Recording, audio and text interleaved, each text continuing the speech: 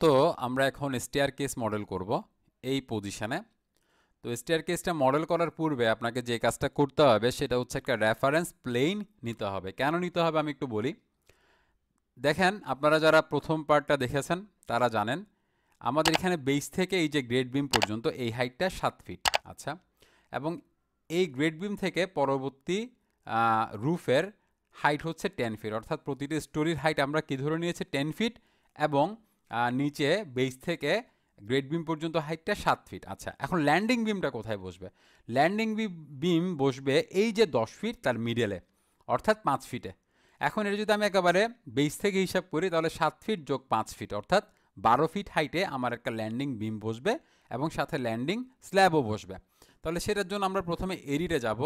এরির stories and grid system, modify ও show grid, reference plane, add. এখানে আমরা 12 fit হাইটে একটা রেফারেন্স প্লেন নিচ্ছি। ওকেতে ক্লিক করলাম। দেখেন, রিফ্রেশ ভিউ দিলে দেখবেন এই বরাবর চারপাশেই একটা রেফারেন্স প্ল্যান তৈরি হয়ে গিয়েছে। আমি রিফ্রেশ ভিউতে ক্লিক করলাম, তো আপনারা দেখতে পাচ্ছেন এই বরাবর 5 ফিট হাইটে, বা একদম যদি আমি বেস থেকে হিসাব করি তাহলে 12 ফিট হাইটে একটা রেফারেন্স প্ল্যান তৈরি হয়ে গিয়েছে। ওকেতে ক্লিক করলাম। এখন আমরা যেটা করব, দেখেন আমাদের এই যে ল্যান্ডিং বিমটা কোথায় বসবে, এই পজিশনে বসবে, ঠিক তো? বা এখানে যদি দেখি এখান থেকে এইটুকুতে বসবে। এই গ্রিড এ গ্রিডের, এই দেখেন এ গ্রিডের 1-2 পজিশনে বসবে, তাই তো? তাহলে আমরা প্ল্যান ভিউতে এসে যদি আমরা এলিভেশনে যাই এবং গ্রিড এটার যদি একটা এলিভেশন দেখি, অ্যাপ্লাই, ওকে। তাহলে আমার 1-2 মানে এই পজিশনে, বা এখানে যদি 3Dতে দেখি এই যে এখান থেকে এখানে এই পজিশনে 1-2 পজিশনে আমাদের ল্যান্ডিং বিমটা বসবে। তাহলে আমরা এখন জাস্ট সিম্পলি কুইক ড্র বিমে গেলাম, এরপর এখান থেকে ল্যান্ডিং বিম সিলেক্ট করলাম, এটা এখানে ড্র করে দিলাম। দেখেন এটা এখানেও কিন্তু ড্র হয়ে গিয়েছে। এরপর আমরা আবার এখন জাস্ট প্ল্যান ভিউতে চলে যাচ্ছি, অ্যাপ্লাই, ওকে। এখন আমাদেরকে যে কাজটা করতে হবে, আমরা জাস্ট সেই অংশটুকু সিলেক্ট করব যে অংশে আমরা স্টেয়ারকেস মডেল করব। তাহলে আমরা প্রথমে বাম থেকে ডানে সিলেক্ট করবেন, এইটুকু অংশ সিলেক্ট করলাম, নিচের দিকে গেলাম, দেখেন এইটা অলরেডি সিলেক্টেড যেহেতু এটা এই স্টোরিরই অংশ।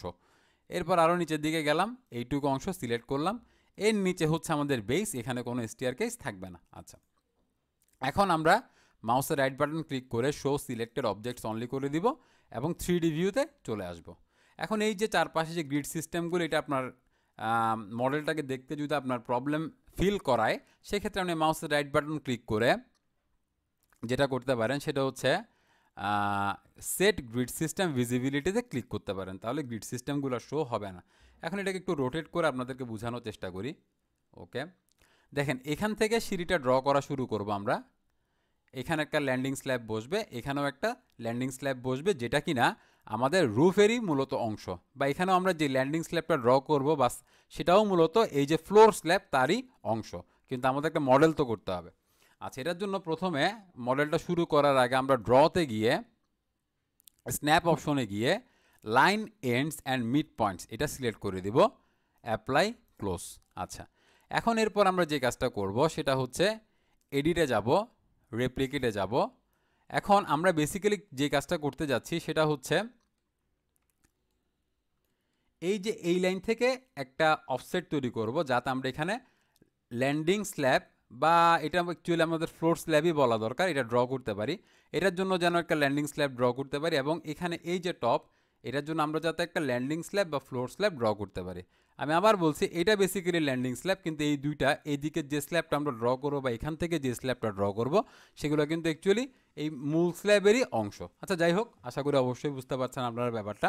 এখন এখান থেকে এই যে স্ল্যাবটা হবে এটার ডিস্টেন্সটা কত, বা এখান থেকে যে ল্যান্ডিং স্ল্যাবটা হবে তার ডিস্টেন্সটা কত, তাহলে সেন্টার টু সেন্টার ডিস্টেন্সটা আমাদের অটোকেট থেকে দেখতে হবে। দেখেন অটোকেট আমি বের করেই রেখেছি।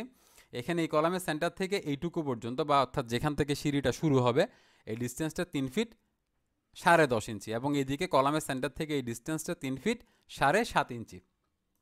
আচ্ছা, তাহলে আমরা জাস্ট যে কাজটা করব প্রথম এখানে, এবং আরেকটা ব্যাপার, এক্সের এই ডিরেকশন অর্থাৎ ডানে হচ্ছে কি পজিটিভ এবং বামে এটা কিন্তু নেগেটিভ ভ্যালু। তো এটার যেহেতু অফসেটটা আমরা পেছন দিকে বা বামে ক্রিয়েট করব, সেহেতু এখানে আমাদেরকে একটা মাইনাস দিতে হবে। আমরা -3 ফিট 10.5 ইঞ্চি। ওকে, এরপর আমরা প্রথমে এটা সিলেক্ট করব, এরপর এখানে অ্যাপ্লাইতে ক্লিক করব। দেখেন এখানে একটা লাইন চলে আসছে, বা এটা একটা বিম, বেসিক্যালি বিম চলে আসছে।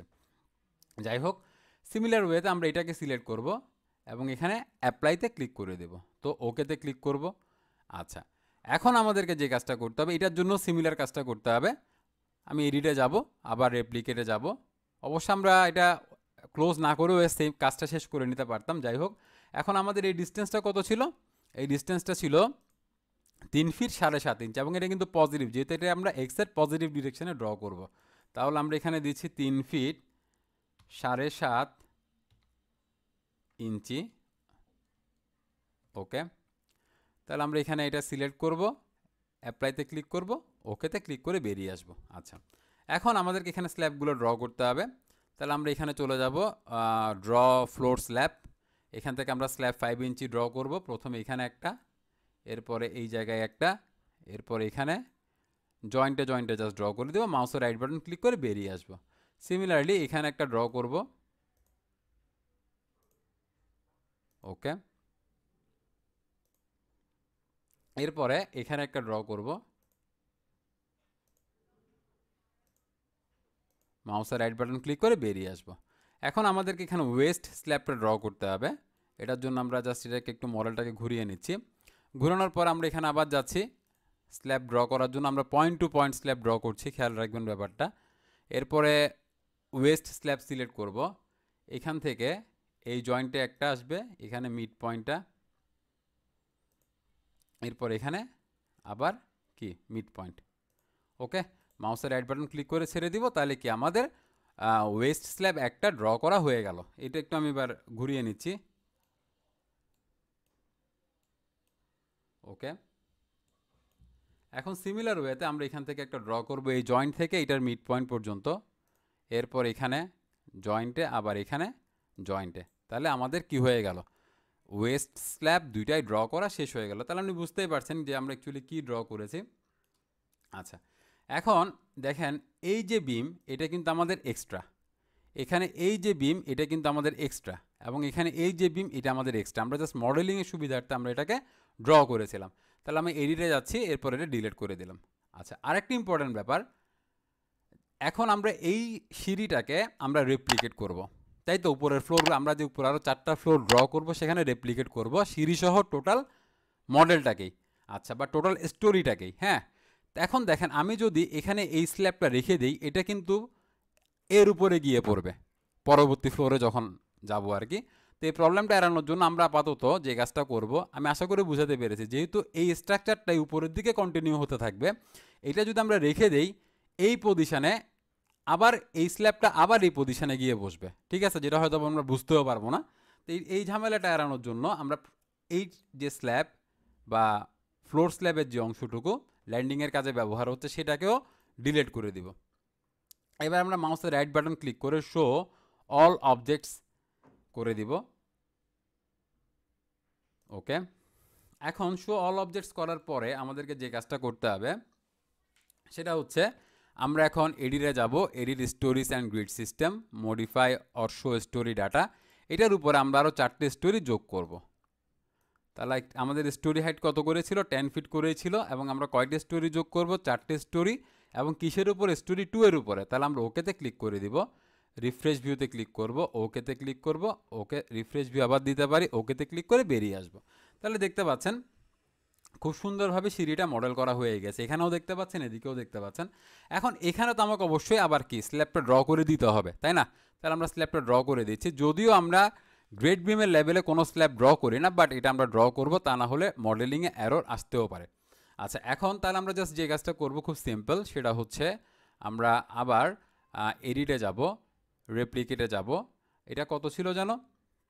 -3 ফিট 10.5 ইঞ্চি, 3 ফিট 10.5 ইঞ্চি।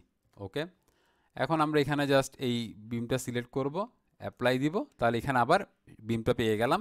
এখন আমরা জাস্ট স্ল্যাবটা ড্র করে দিব, কিন্তু এখানে ওয়েস্ট স্ল্যাব শো করতেছে, যেহেতু আমরা একটু আগে ওয়েস্ট স্ল্যাব ড্র করছি। বাট এই স্ল্যাবটা হবে কত? Slab 5 inch. তাহলে আমরা এখানে জয়েন্ট টু জয়েন্ট স্ল্যাবটা জাস্ট সিম্পলি ড্র করে দিব।